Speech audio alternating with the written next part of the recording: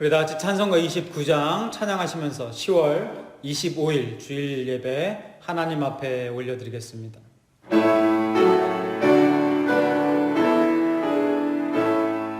성도여 다 함께 할렐루야 아멘. 주 찬양하여라 할렐루야 아멘. 주 보좌 앞에서 택하시는 은혜를 다 찬송하여라 할렐루야 아멘. 나는 주의 힘을 노래하며 아침에 주의 인자심을 높이 부르리니 주는 나의 요새이시며 나의 환난 날에 피난처 시민이다. 아멘. 우리의 영원한 요새 되시고 피난처 되시는 하나님, 우리의 영원한 소망 되시고 힘과 능력 되시는 하나님, 오늘 그 하나님을 찬양합니다. 오늘 그 하나님의 이름만 홀로 영광 받아 주옵소서. 오늘 이 시간 이 자리에 좌정하여 주시고 우리 마음문 열어주시고 우리 만나 주셔서 오늘 이 시간이 가장 행복하고 축복된 시간임을 다시 한번 경험하며 고백할 수 있는 은혜의 날 되게 하여 주옵소서. 감사드리며 우리 주 예수 그리스도의 이름으로 기도하옵나이다. 아멘. 우리 다 같이 찬송가 38장 찬양하겠습니다.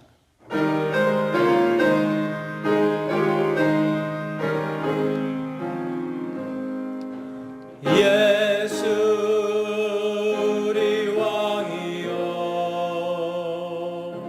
이곳에 오셔서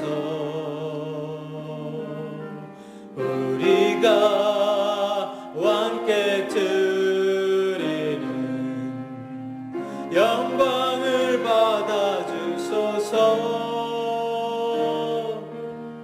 우리는 주님의 백성, 주님은 우리 왕이라. 왕이신 예수님 오셔서 좌정하사 다스리소서.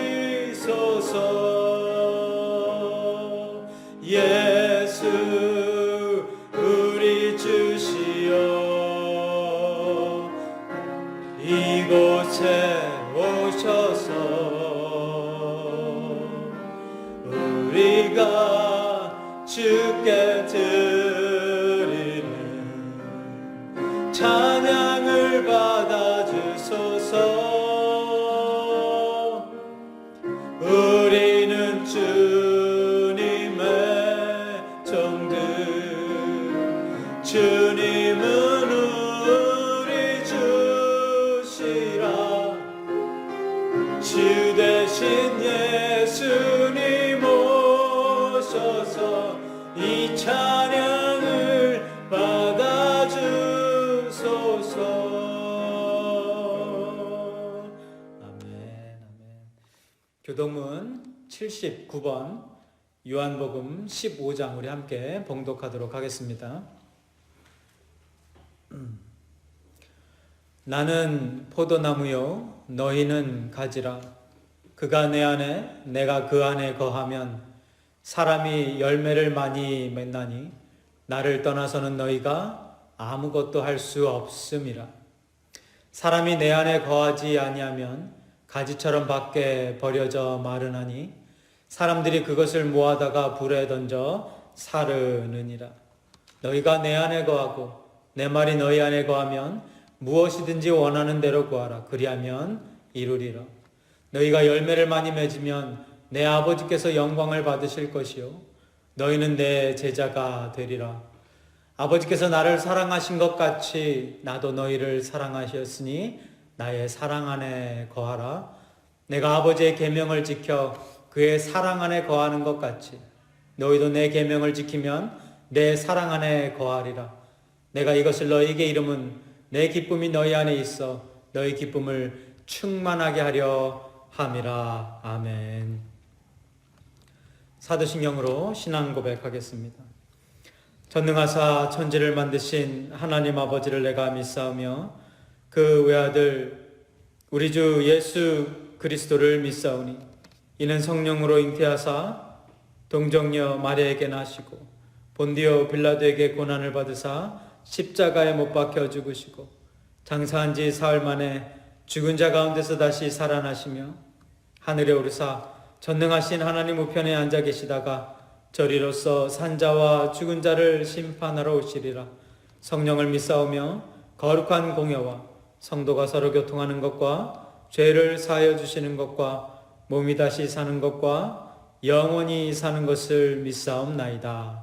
아멘. 찬송가 550장 찬양합니다.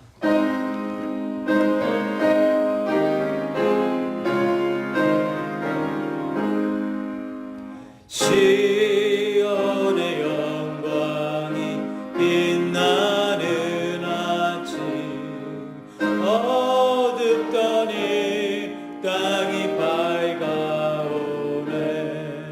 슬픔과 애통이 기쁨이 되니 시온의 영광이 비춰오네.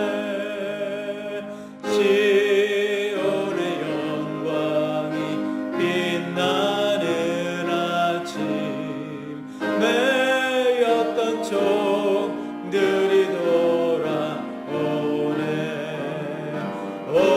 오래전 선지자 꿈꾸던 복을 만민이 다 같이 누리겠네. 보아라 광야에 화초가 피고 말랐던 시냇물 흘러오네. 이 산과 저 산이 마주쳐 울려 주 예수 은총을 찬송하네.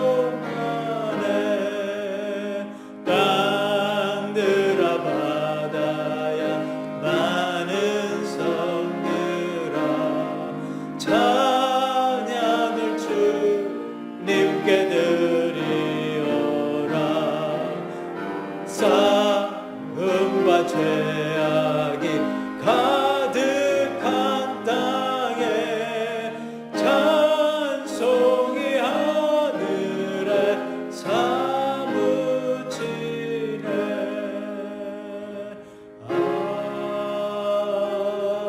아멘. 하나님, 오늘도 귀하고 복된 날을 맞이하여서 하나님 앞에 예배를 올려드립니다. 지난 한 주간 동안 또 저희들 하나님 은혜 가운데 살다가 주님의 그 귀한 음성 들으며 우리를 부르시는 그 부르심을 쫓아 이 자리까지 나오게 되었습니다. 하나님, 지금까지 우리들의 발걸음을 인도하여 주셨듯이 그리고 지난주에도 그 전주에도 주님의 은혜로 말미암아 온전한 예배 올려드렸듯이 오늘도 동일한 은혜를 허락하여 주옵소서. 각 가정 각 처소에서 예배드리는 하나님의 백성들 긍휼히 여겨주시고 그 영혼들 찾아가셔서 위로하여 주시고 또 하나님의 그 능력의 손길로 안수하여 주셔서 이 세상을 살아가는 데에 있어서 힘들지 아니하게 하시고 또 하나님의 주시는 그 무한한 은혜를 누리며 살아갈 수 있도록 축복하여 주옵소서. 우리들에게 맡겨주신 사명과 또 이 삶의 이 세상에서의 또 모든 일들 그리고 우리들의 가정과 우리들의 자녀들과 또 이 모든 하나님께서 우리들에게 맡겨주신 것들 잘 감당하게 하시고 이겨나가게 하시며 하나님의 영광을 위해서 하나하나 잘 해결해 나가고 또 하나님의 뜻에 따라 온전한 마음으로 온전한 믿음으로 살아갈 수 있도록 또 복음 전하며 하나님의 길 걸어갈 수 있도록 인도하여 주옵소서. 오늘 하나님 앞에 드리는 이 예배가 신령과 진정의 예배 되어지게 하여 주옵시며 또한 우리의 모든 것을 하나님께 온전히 드리는 귀하고 복된 예배 되게 하여 주옵소서. 감사드리며 우리 주 예수 그리스도의 이름으로 기도하옵나이다. 아멘. 오늘 말씀은 로마서 3장 21절부터 26절까지의 말씀 함께 보도록 하겠습니다. 이제는 율법 외에 하나님의 한 의가 나타났으니 율법과 선지자들에게 증거를 받은 것이라. 곧 예수 그리스도를 믿음으로 말미암아 모든 믿는 자에게 미치는 하나님의 의니 차별이 없느니라. 모든 사람이 죄를 범하였음에 하나님의 영광에 이르지 못하더니 그리스도 예수 안에 있는 속량으로 말미암아 하나님의 은혜로 값없이 의롭다 하심을 얻은 자 되었느니라. 이 예수를 하나님이 그의 피로써 믿음으로 말미암는 화목제물로 세우셨으니 이는 하나님께서 길이 참으시는 중에 전에 지은 죄를 간과하심으로 자기의 의로우심을 나타내려 하심이니 곧 이때에 자기의 의로우심을 나타내사 자기도 의로우시며 또한 예수 믿는 자를 의롭다 하려 하심이라. 아멘. 오늘은 로마서 3장 21절부터 26절까지의 말씀을 보면서요, 하나님의 의 다시 보기라는 제목을 가지고 함께 말씀을 나누어 보도록 하겠습니다. 하나님의 의 다시 보기라고 이렇게 정했는데요. 그 이유는 우리가 1장에서 이미 하나님의 의에 대해서 한번 보았기 때문에 그렇습니다. 이따가 1장 내용도 다시 한번 좀 되돌아보면서 오늘 말씀 안에 담겨져 있는 하나님의 의와 이렇게 같이 연결해서 말씀을 좀 나눌 수 있으면 좋을 것 같습니다. 여러분도 아시겠지만 지난 몇 주 이상 동안 저희가 계속해서 반복적으로 이야기하고 있는 건데요. 바울은 로마서 1장 18절부터 오늘 본문 바로 전 구절인 이 3장 20절까지 우리의 이 죄악된 모습들에 대해서 아주 적나라하게 드러내고 있었었죠.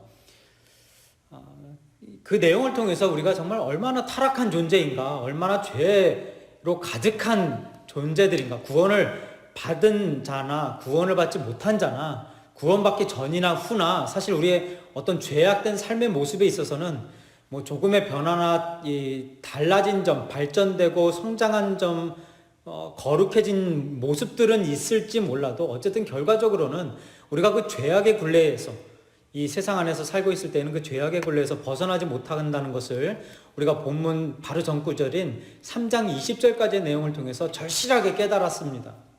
이렇게 바울이요 3장 20절까지 1장 18절부터 3장 20절까지 계속해서 우리들의 죄악들을 드러내면서 우리들의 이 죄성을 끄집어내면서 우리를 가장 밑바닥까지 아주 낮은 밑바닥까지 낮은 자리까지로 끌어내립니다. 그게 우리가 본문을 통해서 깨달을 수 있었던 거예요. 볼 수 있었던 거죠.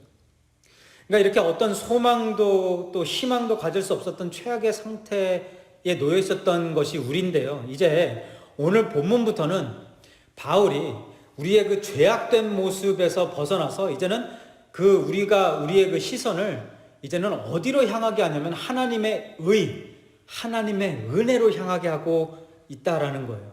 그러니까 처음에는 뭐로 시작합니까? 우리들의 죄악, 얼마나 우리가 소망 없는 인간들인가, 얼만큼 우리가 이 악한 자들인가라는 것들에 우리의 시선을 처음에 두게 했었다면 이제는 거기에서 벗어나서 하나님의 의, 그리고 하나님의 그 은혜, 여기로 우리의 시선을 고정시키고 있다라는 것이에요.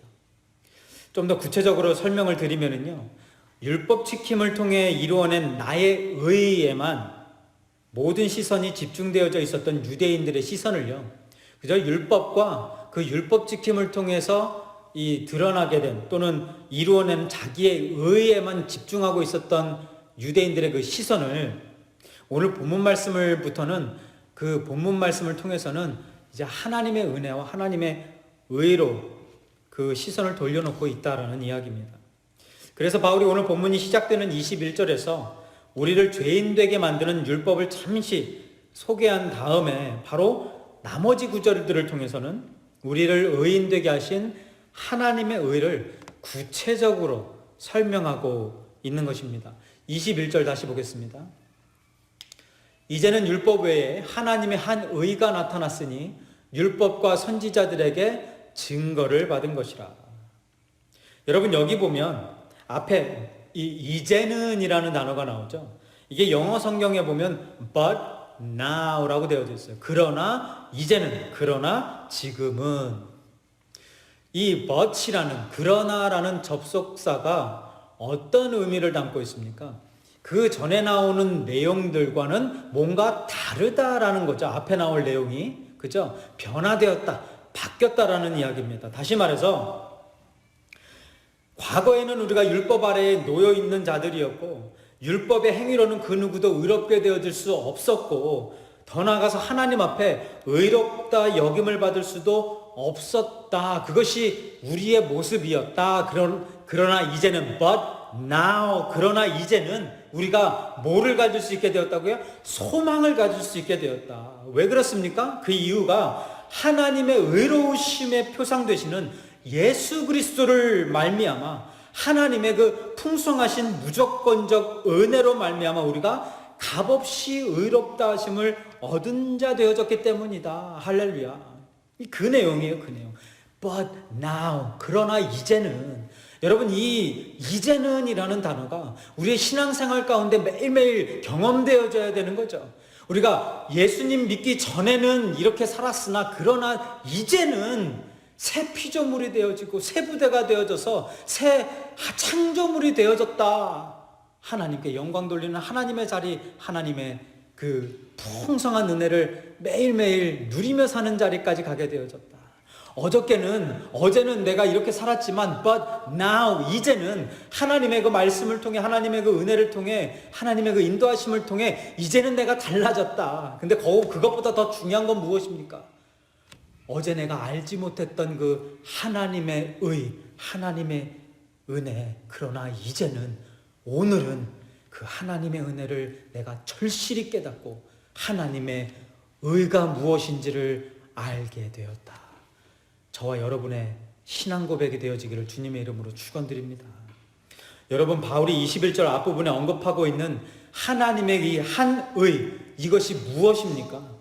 예수 그리스도를 통해 드러나게 되는 하나님의 구원의 은혜, 이거죠. 22절에서 바울이 하나님의 의를 이렇게 설명하고 있습니다.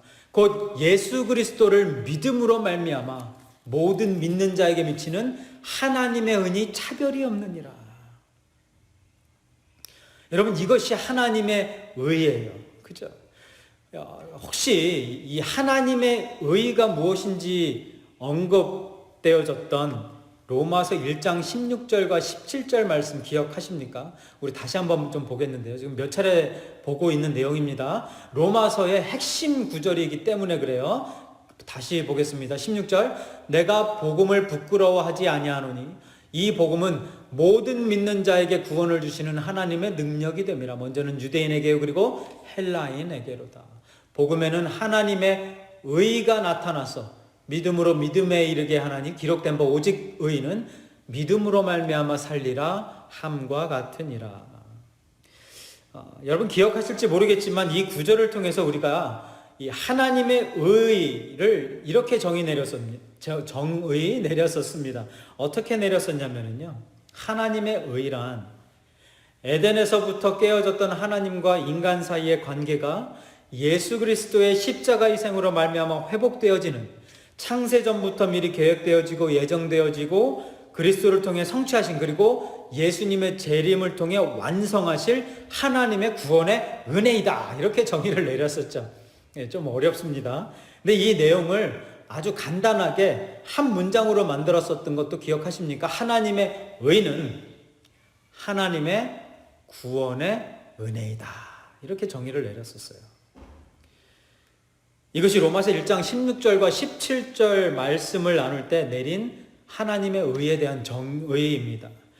그리고 이제 오늘 본문 21절의 내용을 토대로 하나님의 의를 조금 더 구체적으로 정의 내리면 이렇게 되는 거죠. 하나님의 의는 누구를 통해서 이루신 것이에요? 예수 그리스도를 통해 우리에게 거저 주신 하나님의 구원의 은혜이다. 이렇게 되는 겁니다. 자, 이제 이 내용을 이 하나님의 의가 무엇인지에 대해서 어느 정도 여러분이 기반을 닦아 놓으신 다음 지금부터 이제 오늘 본문에서 다시 한번 언급되어지고 있는 이 하나님의 의를 조금 더 구체적으로 알아보도록 하겠습니다. 오늘 본문을 가만히 보면은요, 하나님의 의, 예수 그리스도를 통한 하나님의 구원의 은혜가 가지고 있는 네 가지 특징이라고 이야기할까요? 네 가지 특성이 기록되어져 있습니다. 바울이 이 하나님의 의가 담고 있는 네 가지 아주 중요한 진리의 내용들을, 가르침들을 오늘 본문을 통해서 가르쳐주고 있다라는 것이에요. 그래서 오늘은 이 네 가지 중에 한 두 가지 정도만 같이 나누어 보도록 하겠습니다. 하나님의 의 첫 번째 특성은요, 하나님의 의는 율법과 선지자들에게 증거를 받은 것이라. 21절 보겠습니다. 이제는 율법 외에 하나님의 한 의가 나타났으니 율법과 선지자들에게 증거를 받은 것이라. 21절 말씀의 뜻은 무엇입니까? 예수 그리스도를 통한 하나님의 구원의 은혜가 율법과 선지자들, 즉 구약 시대 때부터 증거되어져 왔다라는 뜻이죠. 자, 그러면 구약을 통해서 우리가 예수님을 다시 한번 좀 언급을 해야 되겠는데요. 여러분, 예수 그리스도를 통한 하나님의 구원의 은혜가 가장 먼저 소개되어지고 있는 곳이 어디입니까? 창세기 3장 어디죠? 15절이죠. 이것을 우리가 원시복음, 프로토고스펠이라고 하는데요. 함께 다시 한번 보겠습니다. 창세기 3장 15절. 내가 너로 여자와 원수가 되게 하고 내 후손도 여자의 후손과 원수가 되게 하리니 여자의 후손은 내 머리를 상하게 할 것이요 너는 그의 발꿈치를 상하게 할 것이라 하시고. 여기에 나오는 내용이 앞으로 오실 십자가 위에서 이 뱀의 머리, 사탄의 머리를 부셔버리실, 상하게 하실 예수 그리스도를 의미하고 있는 것입니다. 이 내용은 많이 들어서 잘 알고 계실 거예요. 또 노아의 홍수 사건 속에서도 예수 그리스도가 등장을 하죠. 어디에 예수님이 보여질 수 있습니까? 바로 구원의 방주를 통해서죠. 구원의 방주를 통해서 우리가 예수 그리스도를 보게 되어지고요. 예수 그리스도가 이 말씀을 통해 소개되어지고, 또 더 나아가서 무지개 언약을 통해서 하나님께서 이제 앞으로 예수 그리스도를 통해 우리를 구원해 주시겠다, 무조건적으로 구원하시겠다라는 그 은혜의 언약을 암시해 주고 있는 거예요. 가르쳐 주고 있는 것입니다. 또한 창세기 13장 16절에서 하나님이 아브라함과 맺으신 축복의 언약 안에 등장하는 자손이 예수 그리스도를 통한 구원의 은혜를 의미하고 있죠. 창세기 13장 16절입니다. 내가 내 자손이 땅에 티끌 같게 하리니 사람이 땅의 티끌을 능히 셀 수 있을진데 내 자손도 세리라. 이 13장 16절의 내용을 바울이 갈라디아서 3장 16절에서 이렇게 설명을 하고 있습니다. 이 약속들은 하나님께서 아브라함을 통해 주신 모든 그 약속들, 그 언약들은 아브라함과 그 자손에게 말씀하신 것인데, 아브라함과 그 자손들, 믿음의 자손들, 저와 여러분을 포함한 하나님의 믿음의, 하나님께 선택받은 믿음의 자손들에게 말씀하신 것인데, 여럿을 가리켜 그 자손들이라 하지 아니하시고 오직 한 사람을 가리켜 내 자손이라 하셨으니 곧 누구요? 그리스도라. 그뿐입니까? 창세기 14장에서 믿음의 조상인 아브라함이 11조를 드리며 경배했던 살렘왕 멜기세덱 기억하시죠? 이 멜기세덱을 등장시키시면서 앞으로 오실 예수님이 이 멜기세덱의 반차를 따라 우리의 진정한 영원한 대제사장이 되실 것이다 라는 사실을 암시하고 있습니다. 이 내용은 히브리서 기자가 잘 설명하고 있어요. 히브리서 5장 5절과 6절. 또한 이와 같이 그리스도께서 대제사장 되심도 스스로 영광을 취하심이 아니 오직 말씀하시니가 그에게 이르시되 너는 내 아들이니 내가 오늘 너를 낳았다 하셨고, 또한 이와 같이 다른 데서 말씀하시되 내가 영원히 멜기스덱의 반차를 따르는 제사장이라 하셨으니. 우리가 나중에 기회 되면 이 히브리서도 다시 한번 보게 되어질 텐데요. 그러니까 구약에서의 그 대제사장, 멜기세덱뿐만 아니라 모든 그 제사장들을 통해서 우리가 볼 수 있어야 되는 게 누구라는 겁니까? 예수 그리스도, 우리의 진정한 대제사장 되시는 예수 그리스도를 볼 수 있어야 된다는 이야기예요. 또한 모세의 광야 생활 때 주신 5대 제사, 번제, 소제, 화목제, 속죄제, 속건제, 이런 모든 제사들과요, 또 제사에 드려지는 모든 희생제물들, 그리고 성막 구조, 번제단, 물두덩, 등대, 진설병상, 성소, 분향단, 휘장, 지성소, 법궤, 이런 모든 것들을 통해서도 어떻게 하나님이 예수 그리스도를 통해서 우리를 죄 가운데에서 구원하실 것인가에 대한 하나님의 의를 담고 있는 내용들이에요. 그 말씀들을 통해서 하나님의 의가 드러나는 예수 그리스도를 볼 수 있어야 된다는 이야기입니다.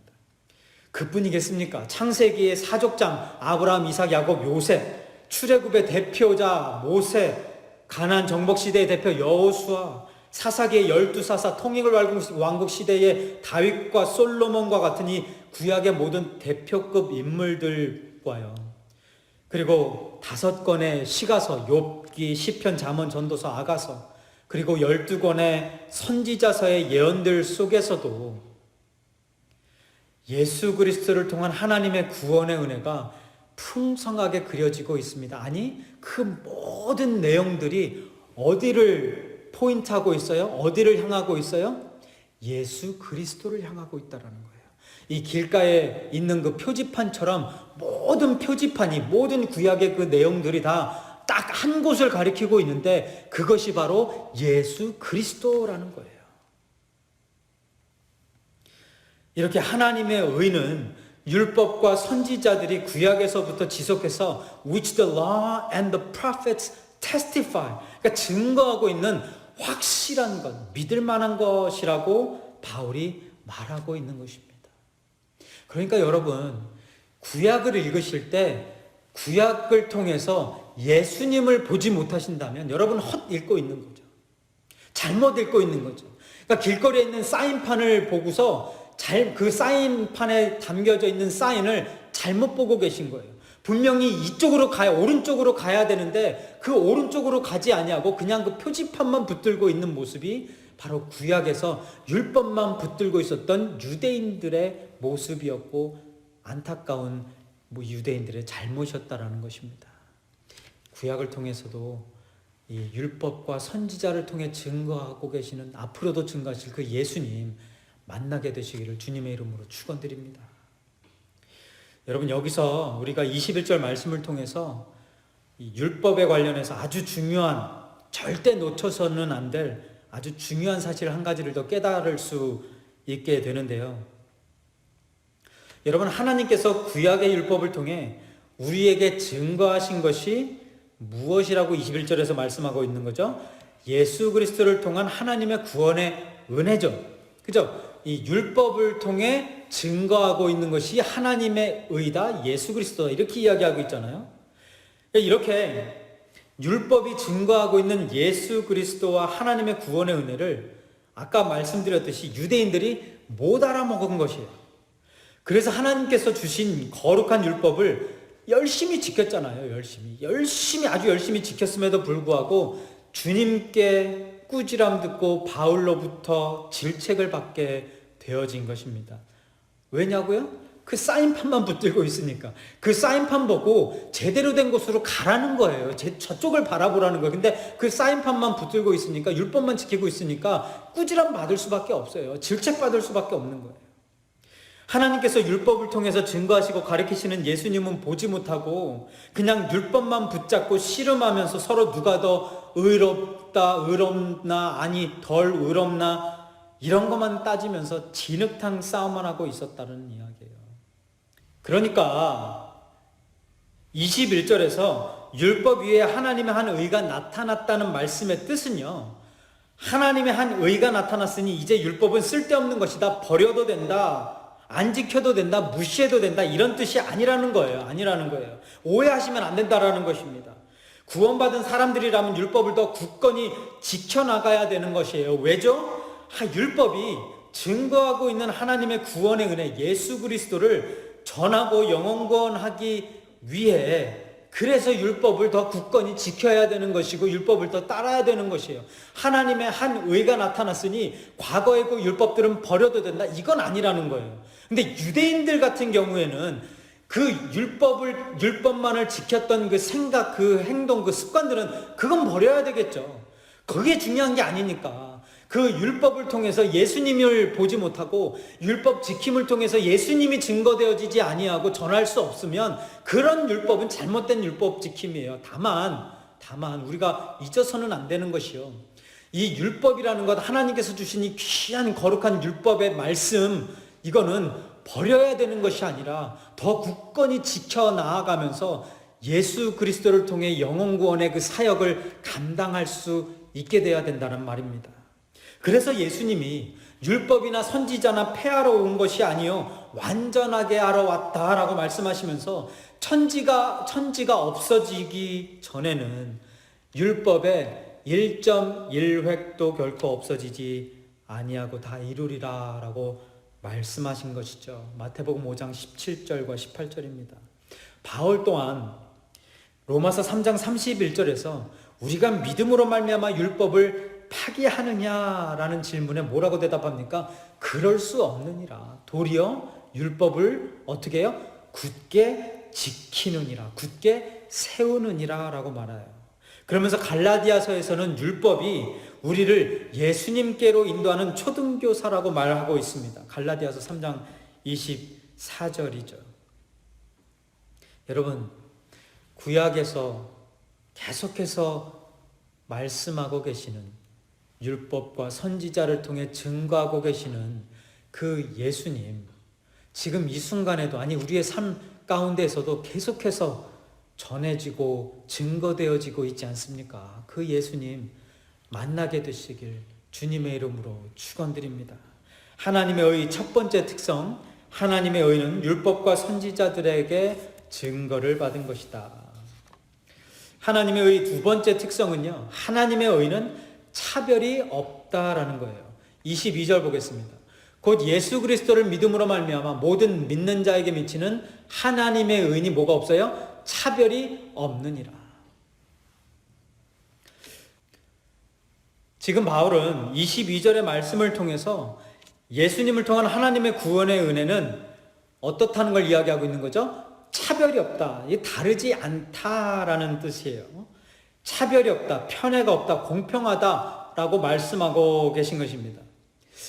여러분에게 질문 하나 드릴게요. 자, 하나님의 의, 하나님의 그 구원의 은혜, 차별이 있을까요? 없을까요?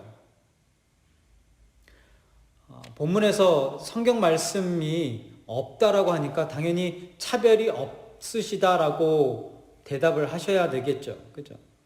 그런데 사실상 하나님의 구원의 은혜가 차별이 없다라는 말은 우리에게 많은 혼동을 주는 내용이기도 합니다. 왜냐하면 성경 여러 곳에서 편애적인 사랑과 공평하지 못한 하나님의 모습을 아주 자주 엿볼 수 있기 때문에 그래요. 몇 가지만 한번 짚고 넘어가 볼까요? 야곱은 사랑하고 에서는 미워하신 편애적 사랑을 우리가 볼 수 있죠. 이게 언제부터 편애를 하셨습니까? 뱃속에서부터예요. 잉태되어질 때부터, 잉태되기 전부터. 그리고 사울 왕은 버리시고 다윗 왕은 세우신 하나님의 그 편애적인 모습을 볼 수가 있어요. 사울 왕이나 다윗이나 죄 지은 거는 똑같다라는 이야기예요. 그리고 수많은 나라들 중에 이스라엘 백성들만 선택하셨고, 그래서 자신의 백성으로 세우셨고요. 그리고 수많은 사람들 중에 이스라엘 백성들, 그 많은 사람들 가운데 12명의 제자들만 선택하셔서 자신의 제자로 세우신 이런 모습들, 이게 공평하지 못한 하나님의 구원의 은혜를 담고 있는 성경의 내용들이에요.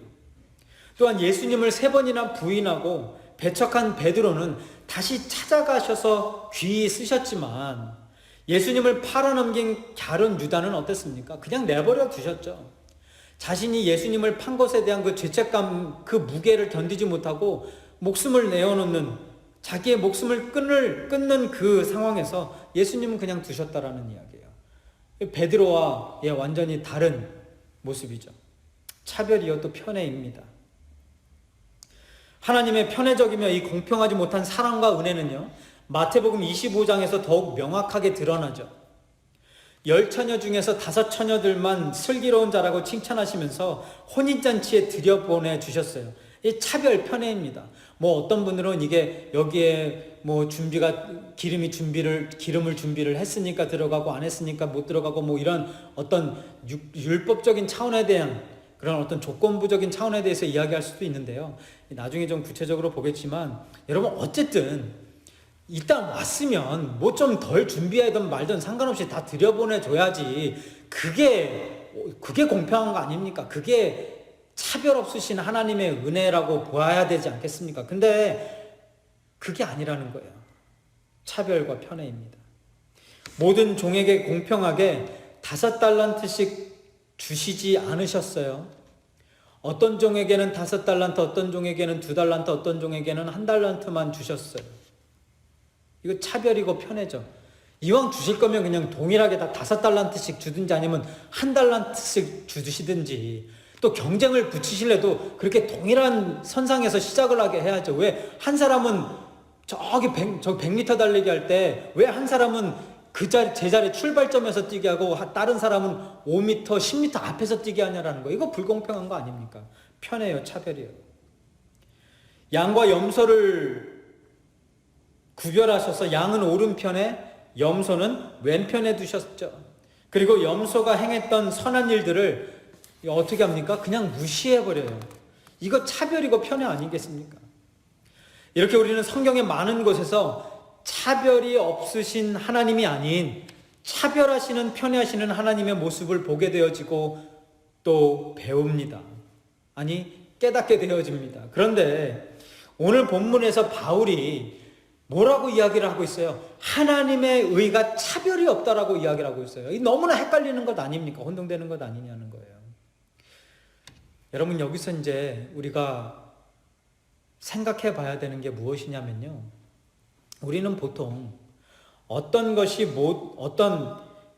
모든 사람에게 이 동일하게 나누어지는 것을 공평하다, 차별이 없다라고 생각을 합니다. 그러니까 자신의 그릇 사이즈, 자신이 노력한 것들, 그런 것들은 노력하고 하지 아니하고, 그런 것들은 전혀 생각하지 아니하고 그냥 무조건 남들과 동일하게 대우받기를 원한다라는 거예요. 그리고 그렇게 해주는 것이 공평한 것이다라고, 차별이 없는 것이다라고 생각한다라는 것입니다. 그러니까 모두에게 동일하게 5달란트를 주어야 주님이 공평하신 분이 되어지고요. 이 세상 모든 사람들을 다 구원하셔야 공평한 하나님이 되어지시는 거예요. 근데 우리가 하나님이 공평하신지 아니하신지를 이런 식으로 이해하려고 하면 문제가 되는 거겠죠. 그러니까 이렇게 하기 때문에 오늘 본문과 같이 이런 헷갈리는 내용들이 나오면 이거 어떻게 할 줄을 모르는 거예요. 그래서 성경이 정확하게 가르치고 있는 하나님의 그 선택론, 예정론, 이런 정말 하나님의 그 은혜가 온전히 드러나는 하나님의 그 구원의 섭리를 말하면 하나님이 공평하지 않으신 분이다, 잔인한 분이다, 막 이런 엉뚱한 소리들을 해대고 있는 거죠. 왜 하나님 저 포도나무까지는 포도나무에 접붙여서 잘 열매 맺게 하시면서 저기 떨어져 죽어가는 저 불쌍한 나뭇가지들은 살리지 않고 다 태워버리십니까? 잔인한 것 아닙니까? 하나님 불공평한 거 아니에요. 편애하시는 하나님 아닙니까? 모세가 출애굽할 때 바로 왕의 마음만 잘 만지셨다면 일석이조 아니었겠습니까? 애굽 사람들 죽이지도 아니하고 이스라엘 백성들 아주 편안하게 잘 나올 수 있었지 않았습니까? 도망갈 필요도 없이 그 홍해 무서운 언제 그 물들 다 쏟아부어질까 막 두려움에 떨면서 가지 아니하고 그냥 편안하게 배 타고 갈 수 있지 않았겠습니까? 하나님 일석이조의 일을 왜 하지 않으셨어요? 하나님 바로 왕의 마음 완악하게 하실 그 시간과 능력이 있으셨다면 그 시간에 바로 왕 마음 여셨다면 아니 그 마음 여셔서 그냥 모세와 이스라엘 백성만 살리지 마시고 그 바로 왕과 애굽 사람들도 구원해 주셨어야 되는 것 아닙니까? 그게 공평한 거 아닙니까? 하나님 왜 그렇게 다르게 대하세요? 차별하세요? 이게 우리들이 하는 이야기들이에요. 여러분 이런 질문 해본 적 없으십니까? 왜 저 사람은 선택하고 저는 선택하지 않아요? 왜 어떤 사람은 선택받고 어떤 사람은 선택받지 못했다고 이야기합니까? 그거 불공평한 거예요. 잔인한 거예요. 그런 하나님을 믿으십니까? 막 이렇게 따지고 들죠. 여러분 22절 다시 한번 좀 자세히 보시기 바랍니다. 하나님이 차별이 없으신 은혜를 베푸시는 대상이 제한되어져 있습니까? 제한되어져 있지 않습니까? 다르게 질문 드릴게요. 하나님이 차별 없으신 은혜를 베푸시는 대상이 모든 사람들입니까? 아님 모든 믿는 사람들입니까? 후자, 모든 믿는 사람들이죠. 이게 무슨 뜻이에요? 하나님의 구원의 은혜는 오직 믿는 자들, 즉 하나님의 백성들에 한해서 차별이 없으시고 공평하시다라는 뜻입니다. 이거 말씀드리려고 이렇게 쭉 온 거죠. 조금 더 구체적으로 말하자면 창세전부터 구원받기로 예정되어지고 선택받은 하나님의 백성들에 대해서만 구원의 은혜가 하나님의 구원의 은혜가 차별 없이 부어진다라는 뜻이에요. 여러분 10손가락 깨물어서 안 아픈 손가락 없다라는 말 아시죠? 여기에서의 깨물면 아픈 손가락 10개는 나의 몸에 속해 있는 손가락만을 이야기하는 것이죠. 그러니까 남에게 붙어 있는 손가락은 아무리 깨물어도 내가 아픔을 느끼지 못하는 것이에요. 무슨 말입니까? 바울이 말하고 있는 모든 믿는 자에게 미치는 하나님의 차별 없으신 의가 바로 이런 의미라는 거예요. 하나님으로부터 난 자들, 하나님에게 속한 자들, 하나님께 선택받은 포도나무에 접붙임된 자들, 그 하나님께 속한 10손가락에 한해서만 구원의 은혜가 동일하게 차별 없이 부여되어진다라는 거예요. 성별 남자건 여자건 죄의 크기가 크던 작던 신분이 어떻던 나이가 몇 살이던 상관없이 하나님의 자녀된 자들은 모두가 동일하게 뭐를 경험하게 돼요? 하나님의 의를 경험하게 되는 거죠. 모두가 동일한 구원의 선물을 받게 되어진다는 거예요. 예수 그리스도를 우리의 구원자로 받아들일 수 있도록 은혜를 주신다는 거예요. 누구에게요? 모든 하나님의 백성들에게, 모든 하나님의 믿는 자들에게, 하나님을 믿는 자들에게. 하나님의 의는 그러니까 제한적 범주 안에서만 차별이 없으시다라는 것이에요. 이거 기억하시기 바랍니다. 하나님의 은혜는요, 제한적 범주 안에서만 차별이 없으신 거예요. 다시 말해서 하나님의 선택받은 백성들에 한해서만 그 구원의 은혜를 주시는 것이 차별 없이 공평하게 모든 믿는 자에게 주신다라는 거예요. 이것이 저와 여러분이 경험한 하나님의 은혜 아닙니까? 지금까지 저와 여러분이 경험한 거죠. 저와 여러분의 모습을 한번 보세요. 어딜 봐서 구원 받을 만한 그런 조건이 갖춰진 모습이 있습니까? 네, 언제나 부족하고 언제나 연약하고 나약하고 절대로 구원받을 수 없을 것 같은 그런 존재, 그런 모습들이 저와 여러분들 아닙니까? 근데 저와 여러분을 구원하셨다라는 거예요. 그게 차별 없으신 하나님의 은혜다라는 것입니다. 두 번째, 하나님의 의는 차별이 없다. 이제 말씀 마무리 짓겠는데요. 오늘 본문 말씀을 통해서 우리는 하나님의 의가 가지고 있는 두 가지 특성에 대해서 알아보았습니다. 첫 번째 무엇이었죠? 율법과 선지자들을 통해 증거되어진 것이다. 그리고 하나님의 의는 두 번째로 차별이 없다. 근데 그 차별이 없는 것은 제한적 범주 안에서 하나님의 백성들에게만 차별이 없으신 것이다 라는 것을 우리가 함께 나누었습니다. 여러분, 오늘도 하나님께서는 저와 여러분들을 사랑하셔서, 그래서 오늘 본문 말씀을 통해서 다시 한번 하나님의 의를 다시 보게 하신 줄 믿습니다. 율법과 선지자들에게 증거를 받고 차별이 없으신 하나님의 의, 저와 여러분을 구원에 이르게 한 하나님의 의, 예수 그리스도를 믿게 되는 모든 믿는 자들에게 미치는 하나님의 그 의, 이 은혜의 자리로 여러분을 초대합니다. 오늘도 하나님의 의의 통로 되시는 예수 그리스도를 믿게 되시길 주님의 이름으로 다시 한번 축원드리고요. 아직까지 예수님 못 만나신 분들 계시면 지금 이 순간 성령님 허락하시고 역사하셔서 그 영혼의 심령 가운데 예수 그리스도 믿게 되어지는 믿음을 허락하셔서 오늘 본문에서 드러나고 있는, 선포되어지고 있는 이 하나님의 의가 무엇인지, 하나님의 은혜가 무엇인지 경험하게 하여 주옵소서. 깨닫게 하여 주옵소서.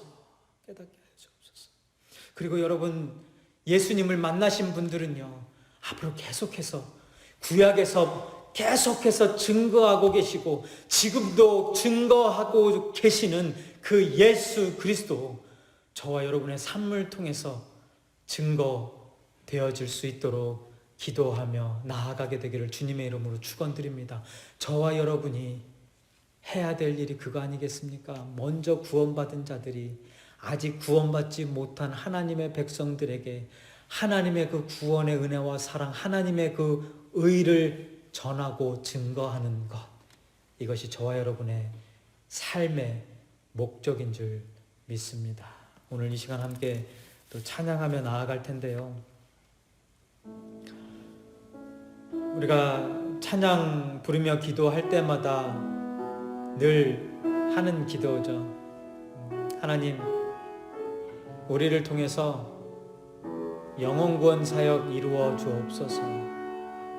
죄 많고 부족한 나를 구원하신 그 하나님의 은혜라면 저 영혼도 구원하실 수 있지 않겠습니까? 하나님, 저 영혼에게 복음 전할 수 있게 입을 열어 주옵소서.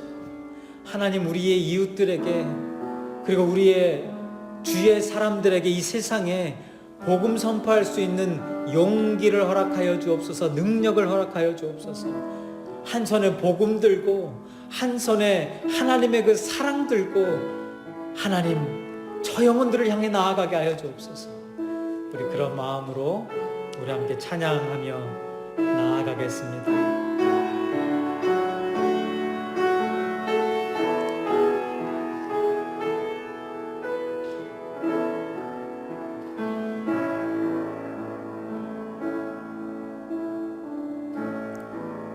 민족의 가슴마다 피 묻은 그리스도를 심어 이 땅에 부르고 부른 그리스도의 계절이 오게 하소서. 오게 하소서. 이 땅에 하나님의 나라가 이루어지게 하옵소서. 모든 사람의 마음과 교회와 가정에도 하나님 나라가 임하게 하옵소서.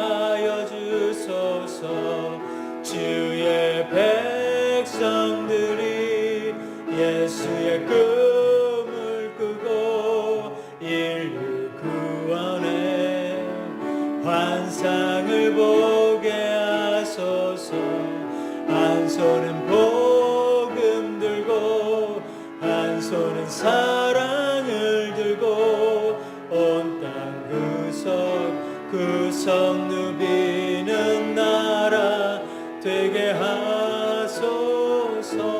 우리 다시 한번 찬양할게요. 민족의 가슴마다, 민족의 가슴마다 피 묻은 그리스도를 심어 이 땅에 푸르고 푸른 그리스도의 계절이 오게 하소서. 오게 하소서. 오게 하소서. 이 땅에 하나님의 나라가 이루어지게 하옵소서.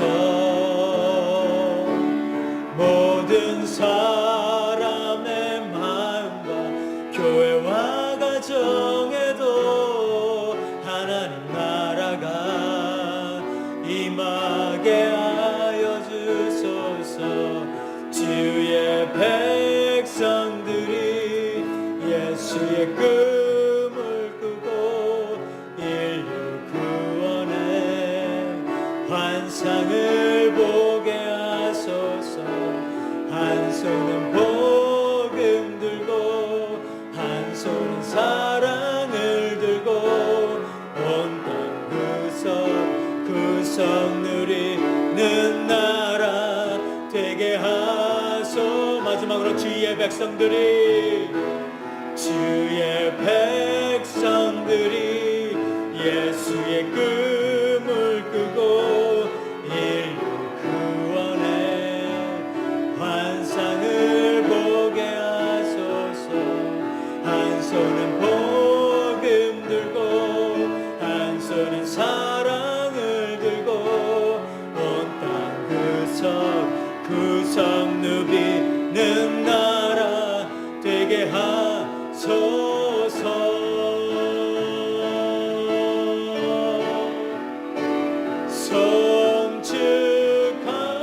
성축하리라. 화목해 하신 주 나의 모든 죄 깨끗게 하셨네.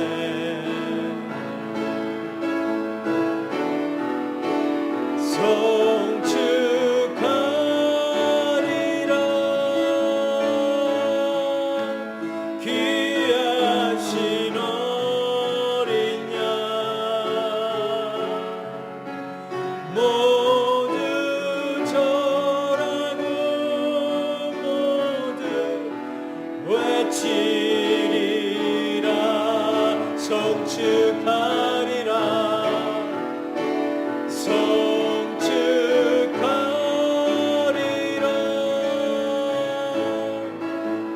화목해 하신 주 나의 모든 죄 깨끗게 하셨네. 성축하리라. 성축하리라. 귀하신 어린 양 모두 절하고 모두 외치리라.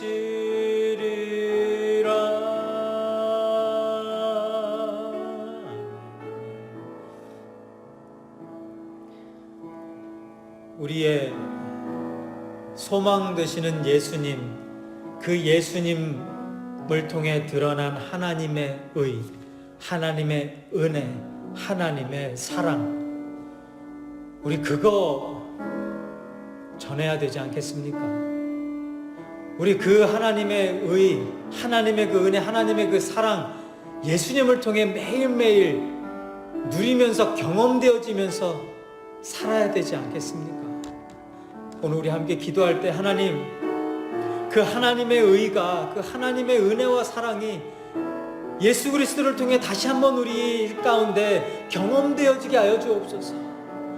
하나님, 그래서 우리가 한 손은 복음 들고 한 손에는 하나님의 사랑뿐만 아니라 사랑과 하나님의 은혜, 하나님의 능력 들고 이 온 세상을 나아갈 수 있도록 허락하여 주옵소서. 우리 그런 마음으로 우리 재건교회 하나님이 그렇게 사용하여 주옵소서. 그렇게 사용되어지고 쓰임받는 재건교회 되게 하여 주옵소서. 우리 그런 마음으로 함께 기도하며 나아가겠습니다. 하나님 다시 한번 기도하며 나아갑니다. 구약을 통해서, 율법을 통해서, 선지자들을 통해서 몇천 년간, 수천 년간 계속해서 증거되어 주신 그 예수 그리스도, 그 예수님을 나의 입을 통해서도, 우리의 교회를 통해서, 우리의 삶을 통해서도 전할 수 있도록, 증거할 수 있도록 허락하여 주옵소서. 하나님, 그 하나님의 차별 없으신 은혜를 경험하며 나왔습니다. 그 차별 없으신 그 풍성한 무조건적 은혜를 경험하며 이 자리에 나왔습니다. 하나님, 내가 경험한 그 은혜와 그 사랑, 아버지, 다른 사람들에게도, 아직 구원받지 못한 영혼들에게도 전하며 살아갈 수 있도록 하나님, 우리에게 성령의 능력을 허락하여 주옵소서. 성령 충만함을 허락하여 주옵소서. 하나님, 타락되어지고 가는 이 세상, 아버지는 점점 더 교회의 그 권위가 사라져가고 있는 이때에, 하나님의 말씀이 사라져가고 있는 이때에, 하나님의 사랑이 흐려져가고 있는 이때에, 아버지 하나님, 하나님의 말씀을 통해, 우리를 통해 다시 한번 하나님의 살아계심이 증거되어지게 하여 주옵소서. 하나님의 그 말씀의 권위가 다시 한번 살아나게 하여 주옵시고, 하나님의 그 말씀이 우리의 온 세상 가운데 다시 한번 굳건히 세워져 나아갈 수 있도록 아버지 하나님, 우리들을 사용하여 주옵소서. 우리 재건교회 하나님의 사람들인 줄 믿습니다. 하나님의 백성들인 줄 믿습니다. 하나님이 지금까지 붙들고 계셨을 줄 믿습니다. 아버지 하나님, 우리들 사용하여 주옵소서. 예수 그리스도를 믿는 그 믿음으로 흘린 그 선지자의, 선교사들의 피를 아버지 하나님 헛되어지지 아니하도록 우리의 이 발걸음이 하나님의 그 나라를 향해 걸으며 우리의 입술이 하나님의 그 복음의 씨앗들을 온 세상에 뿌리며 선포하며 나아갈 수 있도록 허락하여 주옵소서. 오늘도 우리를 구원하여 주신 하나님의 은혜와 사랑에 다시 한번 감사를 드립니다. 아버지, 얼마나 저희들이 기도할 것이 많겠습니까?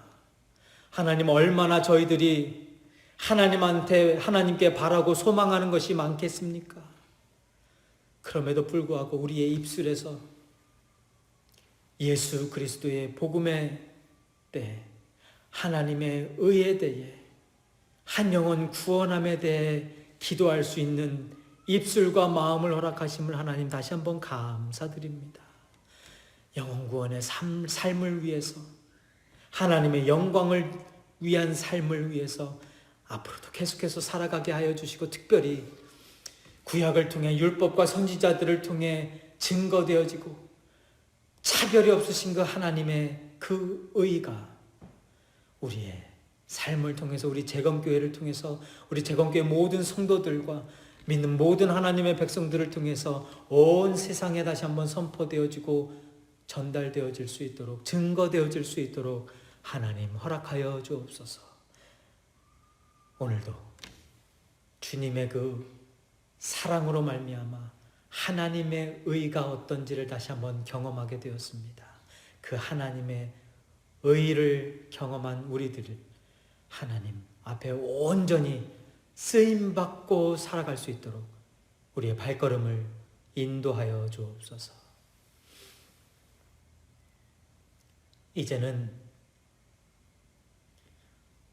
우리의 모든 허물과 죄악들을